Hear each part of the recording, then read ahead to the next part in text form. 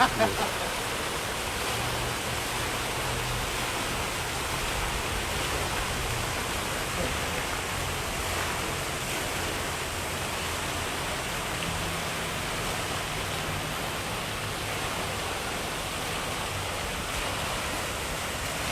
morning, everybody. How are you?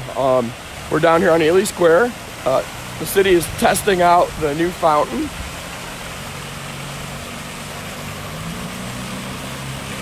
They're running through some of the light changes right now.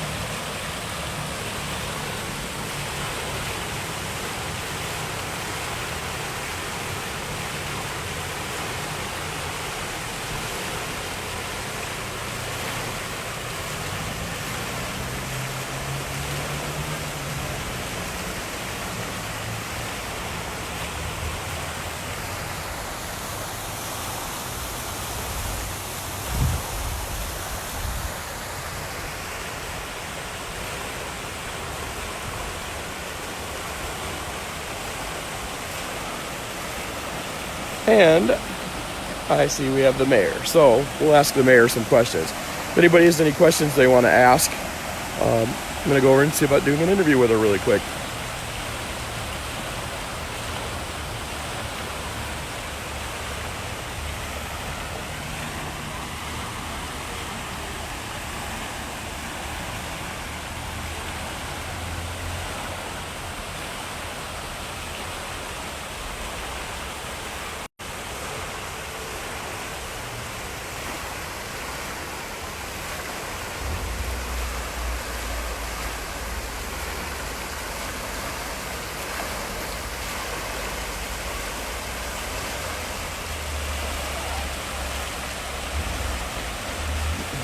Morning, Mayor.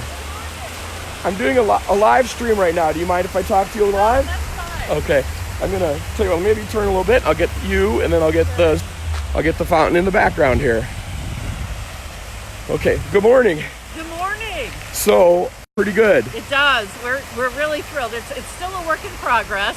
We've got the capstone in the bottom that still needs to be installed. We're making some adjustments to the valves so that the sprouts of water are a little bit different, and then the surrounding area is all going to be redone this spring. So all of the paver area right, here? all the paver area, the benches will go in the spring, etc. But we really did want to give people a chance to see what it's going to look like when it's all done, and right. You can get a pretty good idea. So I just want to say we're so appreciative to all of this was all paid for, Centennial.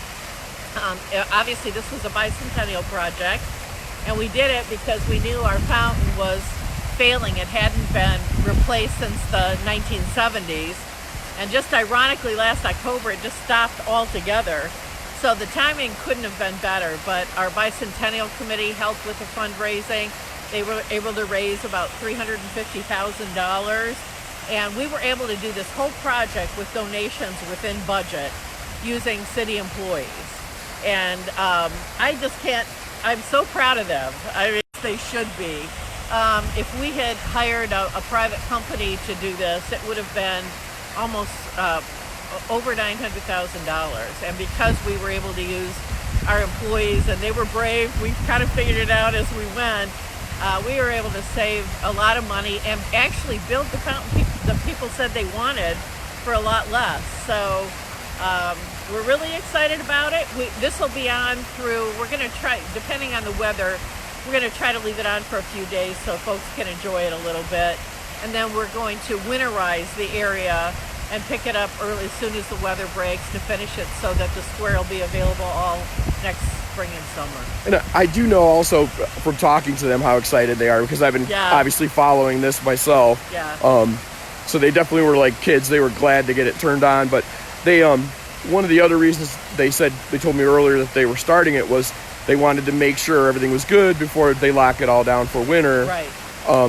Let me ask you, are there any, what are some of the specifics about this thing that maybe people don't know? Does it have any kind of, is it tricked out? What does this fountain do maybe that's different? Sure. So the things that people said they wanted most was they wanted a tall plume in the middle and they wanted it to be lighted. And back in the 60s, Elyria had a lighted one. I think supposedly we had the first electric lighted fountain in the United States. And for many years, we had this lovely rainbow fountain here, and people still remember that and missed it. So we wanted to make sure that we were able to install lighting.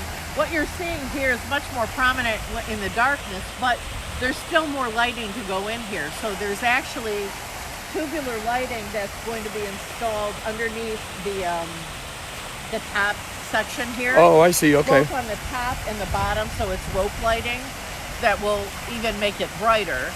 And then we can change the lighting depending on the season. So the really nice thing about that is it can complement the courthouse, because the courthouse can change the lighting too.